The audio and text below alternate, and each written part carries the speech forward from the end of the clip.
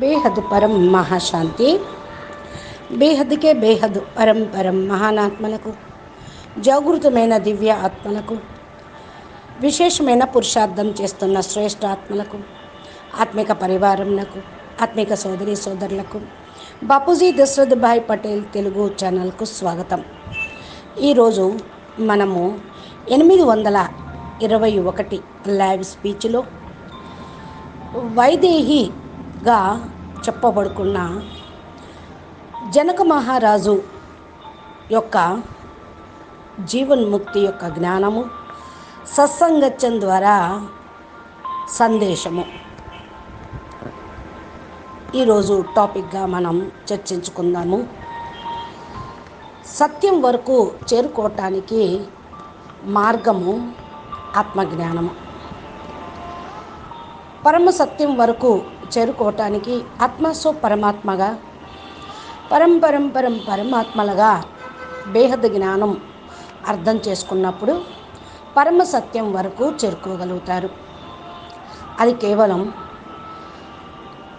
బాపూజీ మాత్రమే, almighty authority అయినటువంటి బేహద్ తండ్రి దాదాజీ మాత్రమే చెప్పగలుగుతున్నటువంటి జ్ఞానం.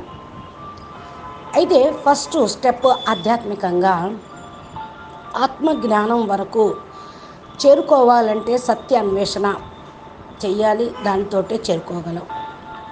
ఈ యొక్క ఆత్మజ్ఞానము తోటి జీవన్ముక్తుడు అయినటువంటి వాడు జనక మహారాజు. ఆయన్ని విదేహి అని అంటారు, వైదేహి అని. విదేహి యొక్క అర్థం ఏంటి అంటే దేహము లేకుండా ఉండటం అని అనుకుంటారు. కానీ దేహంలో ఉంటూ కూడా దేహానికి అతీతంగా అనాసక్త స్టేజ్లో ఉండటమే విదేహి స్థితి. ఇక జనక మహారాజు యొక్క విదేహ స్థితిని విదేహి అని చెప్తున్నటువంటి ఆయన గురించి జ్ఞానము, దాని యొక్క కథ అనేది తెలుసుకుందాం ఈరోజు. ఒక గురువు గారు శిష్యుడితోటి చెప్తూ ఉన్నారు, నీవు ఇప్పుడు వ్యావహారిక జ్ఞానం యొక్క దీక్ష పొందుట కొరకు జనక మహారాజు దగ్గరికి వెళ్ళాల్సి వస్తుంది అని. జనక మహారాజు రాజ్య కార్యవ్యవహారం చేస్తూ రాజమహల్లో ఉంటూ సద్జ్ఞానాన్ని ఎలా పొందాడో, ఆయన విదేహి అని ఎలా అనబడుతూ ఉన్నాడో నీకు తెలుస్తుంది అని చెప్పాడు. ఇక శిష్యుడికి చాలా పెద్ద ప్రశ్న వచ్చింది. ఆలోచనలో పడ్డాడు. ఇంత ఖ్యాతి చెందినటువంటి గురువుల దగ్గర ఎన్నో సంవత్సరాల నుండి ఘోర తపస్సు చేస్తేనే దొరకనటువంటి జ్ఞానము, రాజమహల్స్లో ఉంటూ రాజ్య వ్యవహారాన్ని చేసుకుంటూ ఉండే ఆయన దగ్గర ఏమి జ్ఞానం లభిస్తుంది అని ఆలోచన చేస్తూ ఉన్నాడు. కానీ గురువు ఆజ్ఞ శిరోధార్యం అని శిష్యుడు జనక మహారాజు యొక్క రాజదర్బార్కు చేరుకున్నాడు. ఇక జనక మహారాజు రాజదర్బార్లో రాజ్యం యొక్క కార్యవ్యవహారంలో మస్తుగా పూర్తి బిజీ అయిపోయి ఉండటం చూశాడు శిష్యుడు. ఇక రాజమహల్లో సుఖము, వైభోగము, దానికి సంబంధించిన సామాగ్రి ఎన్నో ఆయనకి కనపడ్డాయి. ఇక రాజ్యసభలో, రాజ్యంలో గానా బజానా, రాస రంగు బిరంగి ప్రపంచము, దీని లోపల రాజదర్బారు మొత్తం పూర్తిగా మునిగిపోయింది. ఇక శిష్యుడు చాలా హైరాణ అయిపోయి, ఇంత విలాసమైనటువంటి రాజు ఏమి జ్ఞానం ఇవ్వగలడు, ఈయన నుండి నాకేం జ్ఞానం లభిస్తుంది అనుకున్నాడు. అయినా కూడా రాజు తను రావటానికి ముఖ్యమైనటువంటి కారణం వినిపించాడు రాజుగారికి. జనక మహారాజుకి తాను ఎందుకు వచ్చానో, గురువుగారు ఎందుకు పంపించారో దాని గురించి మొత్తం వివరించాడు. ఇక జనక మహారాజు ఈరోజైతే రాజమహల్ మొత్తం నువ్వు చూసి తిరుగుతూ ఉండు, రేపు సత్సంగత్యం యొక్క జ్ఞానం నీకు ప్రాప్తిస్తుంది అని అన్నాడు. ఇక అయితే నువ్వు రాజమహల్ తిరిగేటప్పుడు చేతిలో ఒక దీపం పట్టుకొని తిరుగుతూ ఉండు. దీపం మాత్రం ఆరిపోనివ్వకు. ఆరిపోయిందో నువ్వు మహల్లో దారిని మర్చిపోతావు, భ్రమిస్తావు. ఇది బూలు బులయ్య అంటే మతిమరుపుల ఆట, గరడి అనేటువంటిది. చాలా మార్గాలు ఉన్నాయి ఈ యొక్క రాజమహల్లో. ఎట్నుంచి వచ్చావో, నువ్వు ఎటు పోతావో, ఎటు వెళ్ళాలో నీకు తెలియకుండా మర్చిపోతావు. అందుకని దీపాన్ని మాత్రం పట్టుకొని వెళ్ళు, ఆరిపోకుండా చూసుకో అని అన్నాడు. ఇంకా ఈ బూలు బుల్లయ్య బటక్న భ్రమించటము అనేటప్పటికి భయం వేసింది శిష్యుడికి. శిష్యుడు పూర్తిగా మహల్ మొత్తం తిరుగుతూ ఉన్నాడు. కానీ అతని మనసులో మాత్రం ఎక్కడ దీపం ఆరిపోతుందా, తానెక్కడ మారిపోతానా, దారెక్కడ తప్పుతానా అనే భయమే కూర్చుంది మనసులో. ఇక మహలు బాగా చూడాలనుకున్నవాడు ఈ భయంతో దీపాన్నే చూస్తూ ఆరిపోకుండా ఉండాలి అని, ఎక్కడ ఆరిపోద్దో అని దీపం పైన ధ్యాస పెట్టి సంభాళించుకోవటంలో, దీపం చూసుకోవటంలో ఇంకా మహల్ యొక్క అందచందాలు, వైభోగము ఏముందో అనేది సరిగ్గా అన్ని ఆ శిష్యుడు చూడలేకపోయాడు. ఇంకా తిరిగి తనకు కేటాయించినటువంటి సైన్య మందిరానికి, నిద్రపోవటానికి ఏర్పాటు చేసిన మందిరంలో అడుగుపెట్టాడు. అక్కడ పండుకోవటానికైతే చాలా చక్కటి మంచము, అంటే తల్పాలు, రాజమహల్ కదా, విస్తారమైనటువంటి తల్పాలు, సుక్కు కోమలంగా ఉండేటువంటి ఇంకా పరుపులు, దుప్పట్లు, బింజామర్లు చాలా చక్కగా ఉన్నాయి ఆ శయన కక్షలో. అయితే తను మంచం మీద పైన చూసేటప్పటికి కరెక్ట్గా మంచం, తను పండుకున్నటువంటి మంచం పైన వరలో నుంచి తీసినటువంటి కత్తి పల్చటి దారానికి వేలాడుతూ ఉండటం కనపడింది. ఇక అది ఎక్కడ ఊడి తన మీద పడుతుందో అన్న భయంతో రాత్రంతా ఇంకా నిద్రే పోలేదు శిష్యుడు. రాత్రంతా ఆలోచిస్తూ ఉన్నాడు. ఇంకా గురువుగారు ఎన్ని కష్టాలు తీసుకొచ్చి ఈ కష్టంలో నన్ను ఇరికించాడేంటి, ఇక్కడ నాకేం జ్ఞానం లభిస్తుంది, ప్రాణం రక్షించుకుంటే చాలు అనిపిస్తుంది కదా అని ఆలోచించసాగాడు రాత్రంతా. ఇక తెల్లారింది. ఉదయం కావటంతో శిష్యుడు జనక మహారాజు దగ్గరికి వెళ్ళి, మహారాజా ఇప్పుడు ఏమి ఆజ్ఞ అని అడిగాడు. అప్పుడు రాజుగారు అన్నారు, రాత్రి బాగా ప్రశాంతంగా నిద్రపోయావా, ఎలా ఉంది అని అడిగాడు. ముందు ఈ విషయం చెప్పండి, ఆ మంచం మీద, పరుపు మీద చక్కటి ఆ శయన మందిరంలో అన్ని మంచి ఏర్పాట్లు బాగున్నాయి, కానీ తలపైన వరలో నుండి తీసిన కత్తి యాలాడుతూ చూస్తూ ఉంటే రాత్రంతా నేను అసలు నిద్రపోలేకపోయాను. మంచి నిద్ర, దీనికంటే కూడా మేము మా గుడిసెలో హ్యాపీగా నిద్రపోతాము సంతోషంగా అని అనేశాడు. ఇంకా సరే, అప్పుడు సామ్రాట్ జనక మహారాజు సరేలే రా భోజనం చేద్దాము అని షడ్రోచన అంటే 36 రకాల పిండి వంటలు చక్కగా పళ్ళ నిండా వడ్డించి శిష్యుడి ముందు పెట్టాడు. అంటే 36 రకాల పిండి వంటలు వడ్డించినటువంటి ఇస్తరను శిష్యుడి ముందు పెట్టారు. భోజనం చెయ్యి అని అన్నాడు. భోజనం చేస్తున్నటువంటి సమయంలోనే మర్చిపోయాను, గురువుగారి దగ్గర నుంచి ఒక సందేశం వచ్చింది నీ గురించి, నీకు చెప్పమన్నాడు.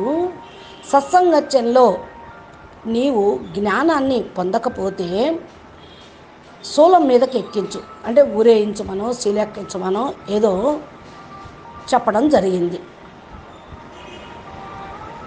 ఇక ఈ సమాచారం వినటంతో శిష్యుడు స్వాదిష్టమైనటువంటి భోజనం యొక్క టేస్ట్ను కూడా మర్చిపోయి ఏం తిన్నానో ఏం తింటున్నానో అనే విషయాన్ని మర్చిపోయి ఇంకా ఆ యొక్క ఉరి కంబం మీద వేలాడుతున్నటువంటి దృశ్యమే ఎదురుగా కనపడింది.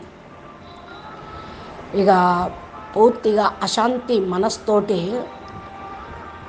భోజనం ఏదో తిన్నానంటే తిన్నానని లేచాడు.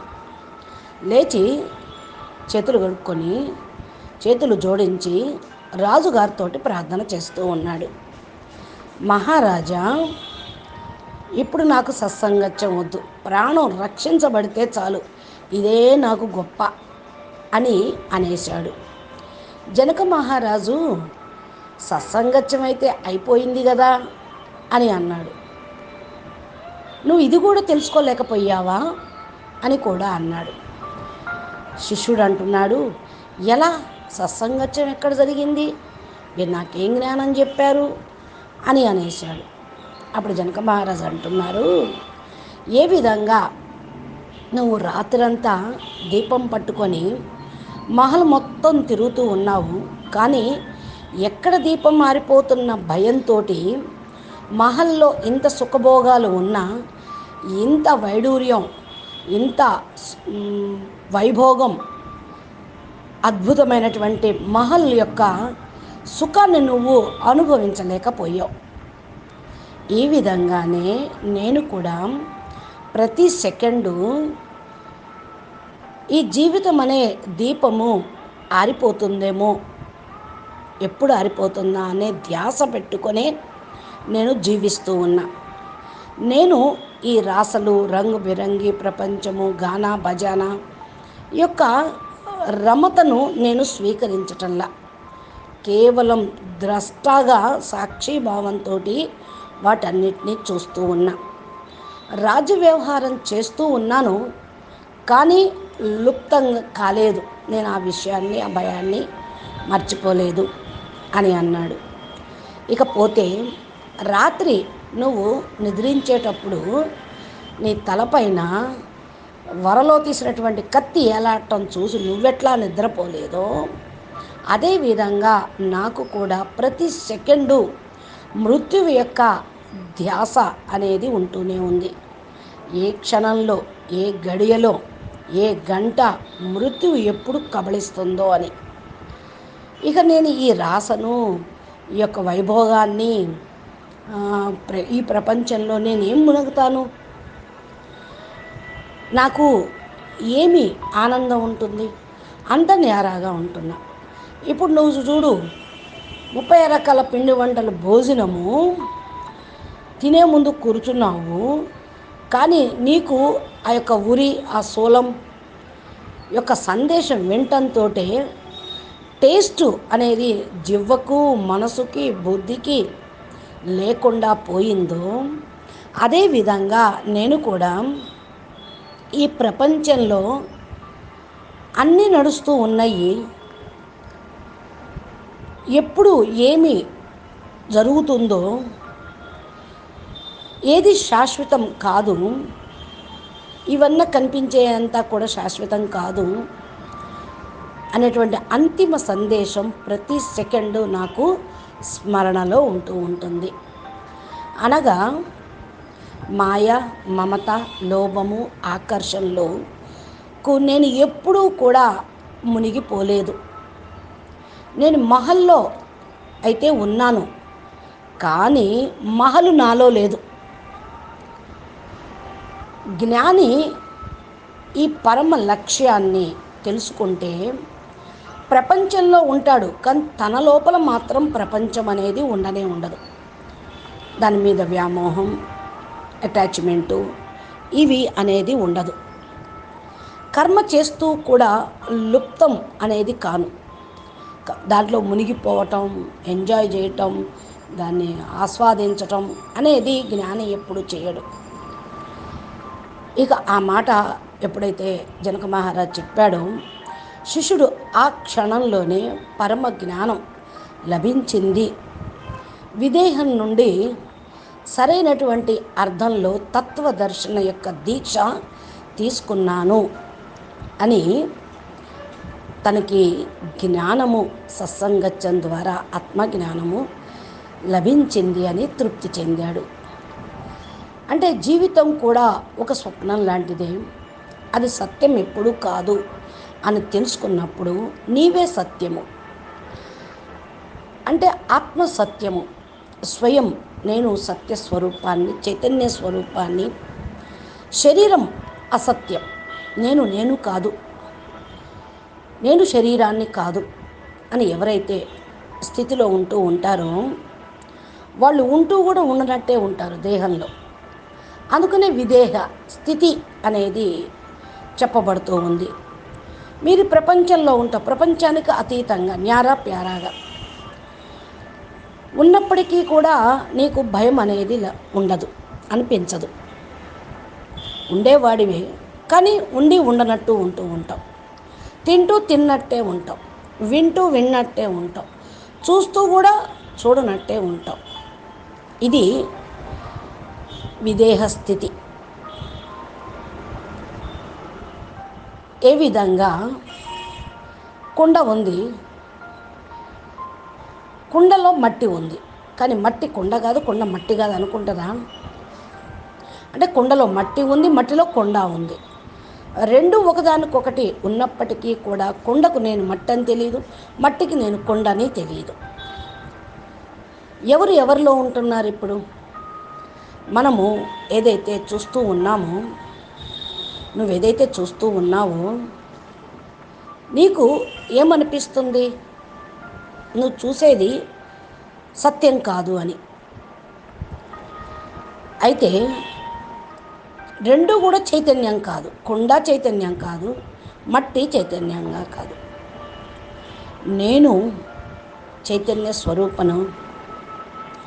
నిద్రలో కూడా చేతనంగా నేను ఉండలేను. ఏదైతే నువ్వు చూస్తూ ఉన్నావో అది నిద్రలో కనపడదు కదా, నిద్రలో చూసింది బయట కనపడదు కదా. ఒకటి ఉండేటువంటి కొండ, ఇంకోటి కుండ తయారు చేసిన మట్టి. ఒకదానితో పాటు రెండు ఉన్నాయి, కానీ అవి ఒక కొమ్మకు ఉన్న రెండు పక్షుల్లాగా ఉంటూ ఉన్నాయి. కుండ మట్టితో తయారు చేయబడింది, మట్టి కుండను తయారు చేసింది, రెండు ఉన్నాయి కదా. ఇదే విధంగా మనము ఆత్మ శరీరం రెండు ఉన్నాం, కానీ శరీరం మనం కాదు. ఈ ప్రపంచంలో వచ్చాం, కానీ ప్రపంచం మనలో లేదు, మనం ప్రపంచంలో ఉన్నాం. అదే ఏదైనా సంకటం వచ్చిందనుకోండి, సత్యాన్ని గ్రహించి పని చేస్తూ ఉండాలి. ఏదన్నా కీర్తన, భజన, ధనము, పత్ని, దేహము, ఇంద్రియాలు ఏవైనా సరే సంకటంగా వచ్చినాయి అనుకోండి, ఇవన్నీ కూడా వదిలి వెళ్ళిపోయేయే. నేను సంకటరహితంగా ఉండే ఆత్మను, నేను సత్యాన్ని అని సత్య స్మరణ అనేది ఉండాలి. ఇది స్మరణ లేకపోతే మనం రక్షించబడం. ఇక మిమ్మల్ని ఎవ్వరూ రక్షించను లేరు. అందుకనే సత్యం పరమ ధీమహి అంటే భగవంతుని యొక్క సిద్ధాంతము, సత్యాన్ని జ్ఞాపకం చేయటం. ఎవరైతే ఉంటూ ఉన్నారో జ్ఞానంలో జ్ఞానిగా, వాళ్ళు అర్థం చేసుకోకపోతే చనిపోయేటప్పుడు అర్థం చేసుకుంటారు. జాగృతమైతే కానీ అర్థం కాదు. నిద్రలో అర్థమవుతుందా? కాదు. సత్యం ఏమిటి? నిద్రలో గ్రహించగలరా? లేదు. ఉపాధి ఏంటి? మట్టి. సాధన ఏంటి? కుండ. స్వప్నం ఏంటి? సాక్షిగా చూసేదెవరు? ఆత్మ. కల్పన చేసేదెవరు? ఆత్మ. కల్పించబడేది ఏంటి? స్వప్నం. యథార్థంగా ఈ విధంగా మనం ధ్యానంలో ఉండి కూడా మనం చూడగలం. రెండు వేరు వేరుగా అప్పుడు ఆనందాన్ని పొందగలం, తీసుకోగలం. అప్పుడు నీకు ఎక్కడ కనిపించినా కూడా, ఏది చూసినా కూడా సత్యాసత్యాలు స్పష్టమవుతూ ఉంటాయి. భౌతిక జీవితంలో జ్ఞానం అనేది అర్థం కావటం లేదు ఎవరికి. మృత్యు లాంటి సమస్యకు సమాధానం ఏమిటి? మృత్యు లాంటి సమస్యకు సమాధానం ఏంటి అంటే పరివర్తన. ఈ సృష్టి పరివర్తన అవుతుంది, మహాప్రళయం అవుతుంది, ప్రళయం అవుతుంది అని భయంతో ముక్తులు అవ్వటమే ఆత్మజ్ఞానం. సృష్టి పరివర్తనాత్మకమైంది, కాలము పరివర్తనాత్మకమైనది. అది ఎలాగైనా కానివ్వండి, మహాప్రళయం కానివ్వండి, ప్రళయం కానివ్వండి, ఈ పరివర్తన అని తెలుసుకున్నప్పుడు భయం నుండి విముక్తులు అవుతారు. ఇది ఆత్మజ్ఞానులు.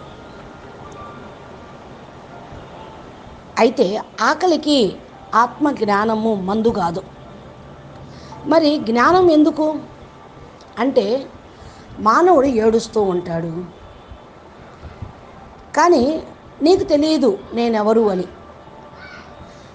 నీవు ఎవరితోటి ఉన్నావు, దేనికోసం ఉన్నావు? నువ్వు మట్టివా, కొండవా? ఎలాంటి కొండ, ఎలాంటి మట్టి నువ్వు తెలుసుకోవాలి. ఏ కొండ నీది కాదు, ఏ శరీరం నీది కాదు, నువ్వెవరు? మరి మట్టిని అడగండి, నీవు నిన్ను తెలుసుకుంటున్నావా? నువ్వు ఏ కొండలో ఉంటున్నావో? అన్ని కొండల్లో ఉన్నది మట్టే. నేను మట్టిని, నాది ఈ కొండ, నేను ఆత్మను, నాది ఈ శరీరం. నేనెవరు? ఆత్మ. ఈ దేహము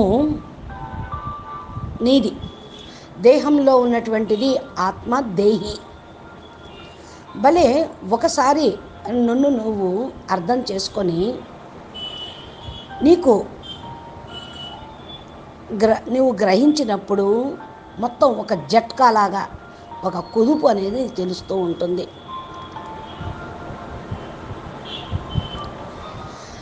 సీతాదేవి యొక్క వివాహం కాని కారణం వల్ల జ్ఞాని జనకుడు కూడా ఎప్పుడైతే ధనుషును ఎవరు విరవలేకపోయారో వ్యాకులత చెందాడు.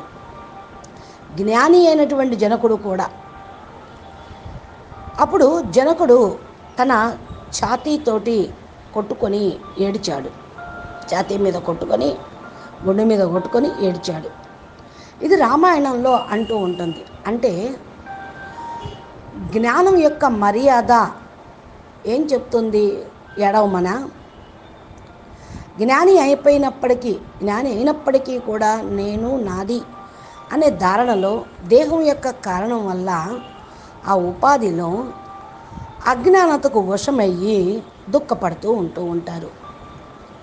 పాత స్వప్నం నడుస్తూ ఉందనుకోండి, అలవాటైపోతుంది, అభ్యాసం అయిపోతూ ఉంది. అందుకని పాత ఆవృత్తి అనేది అప్పుడప్పుడు వస్తూ ఉంటుంది. వేదాంతి కూడా అంటూ ఉంటుంది, ఏమని? బాధికను వృత్తి అంటే ఒక విషయం బుద్ధి నుండి అసత్యమని రుజువు చేయాలి,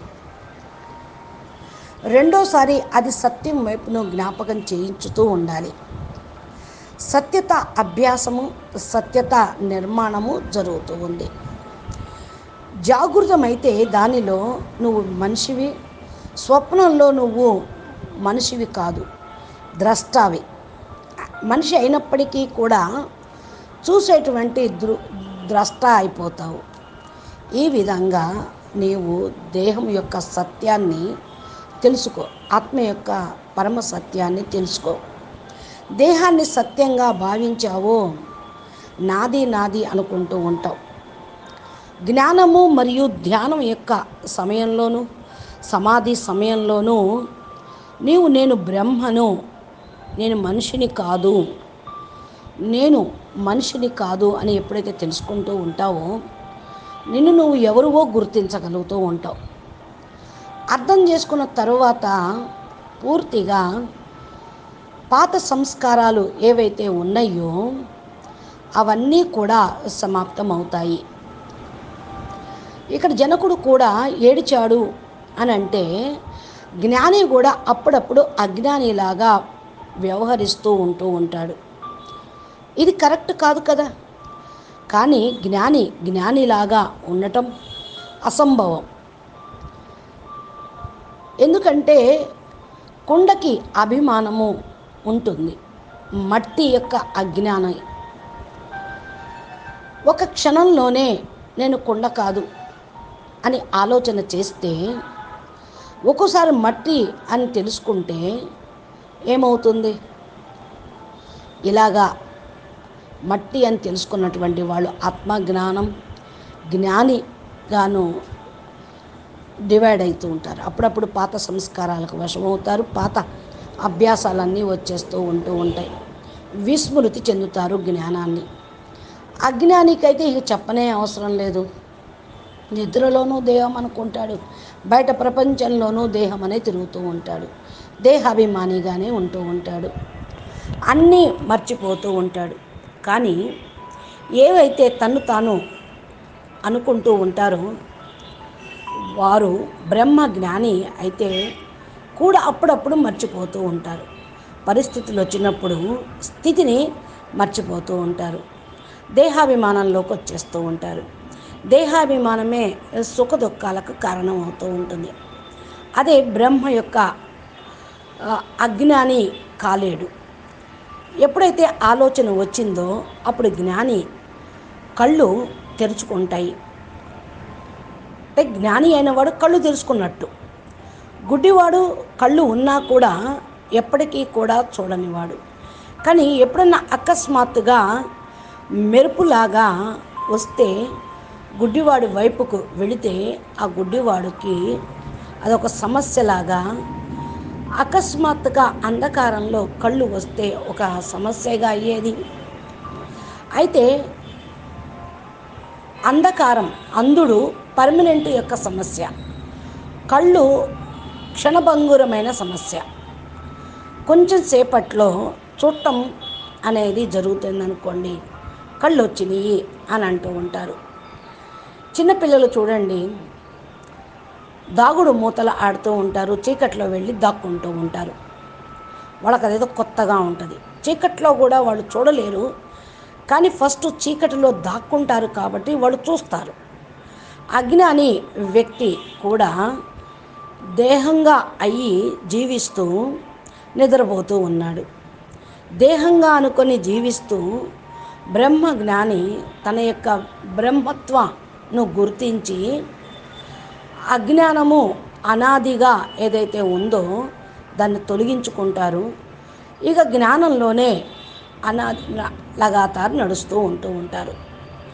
ఇక జన్మాంతరాల నుండి అజ్ఞానం నుండి ఎప్పుడైతే ఒక్కసారి జ్ఞానిగా అయిపోతారో వాళ్ళు ఎప్పటికీ కూడా ఇంకా అజ్ఞానిగా కాలేరు.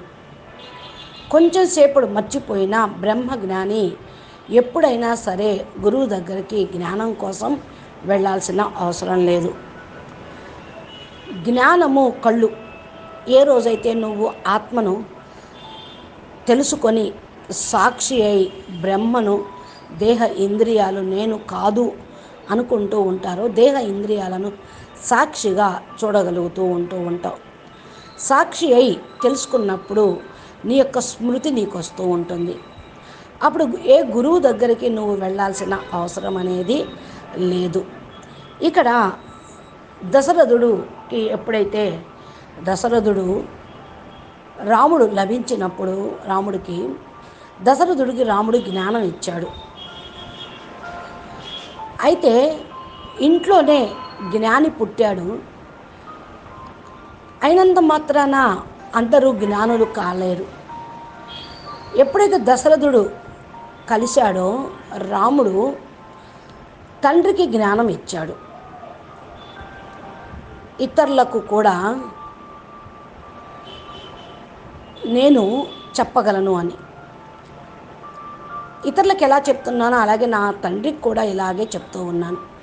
ఇతరుల స్థితి ఎలా ఉందో నా తండ్రి స్థితి కూడా అలాగే ఉంది. అందుకనే రాముడు తన తండ్రికి జ్ఞానం ఇవ్వగలిగాడు. మిమ్మల్ని మీరు గుర్తించండి నేనెవరు అని. గుర్తించినప్పుడు దేహంగా కాకుండా దేహిగా చూసినప్పుడు మీరు హోష్లో ఉంటారు, లేకపోతే స్పృహ అనేది మర్చిపోతుంటారు. నేను ఆత్మ అనే గుర్తించిన సమయంలో ఇక మమత్కారము త్యాగమును చేయగలుగుతూ ఉంటారు.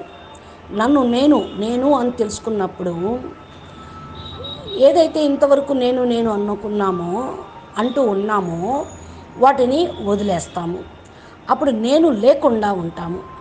పంచభూతాలతో, త్రిగుణాలతో, పంచభూతాలతో తయారైన దేహంతో, సుషుప్తి రహితమైన 3 గుణాలతో యుక్తమై ఉన్నప్పటికీ నేను ఇంద్రియాలను కాదు, మనసు కాదు, బుద్ధి కాదు, ఆత్మను అని త్వరగా జ్ఞాని తెలుసుకొని బ్రహ్మజ్ఞాని అయిపోతూ ఉంటారు. ఈ విధంగా ఈ ఇంద్రుడు కూడా జ్ఞానాన్ని ప్రాప్తి పొందుటకు వస్తూ ఉంటారు. అప్పుడు పూర్తిగా జ్ఞానము అనేది ప్రాప్తిస్తూ ఉంటుంది. అయితే బ్రహ్మజ్ఞానికి గురువు అవసరం లేదు అంటే గురువుకి ధన్యవాదాలు చెప్తే మార్గం లభిస్తూ ఉంటుంది. వారు చెప్పిన మార్గం అనుసారంగా నడవాలి. ఈ విధంగా మనము జనక మహారాజు కూడా అన్ని భగవంతుడికి ఇచ్చేశాడు. ఈ విధంగా అర్జునుడు కూడా సమర్పితం చేశాడు కృష్ణ పరమాత్మకి. భగవంతుడు ఏమంటున్నారు, ఇవన్నీ నావంటూ ఏమి లేవని మన్ని అనుకోమంటున్నారు. హే భగవాన్, ఏవైతే ఉన్నాయో అన్నీ నీవే.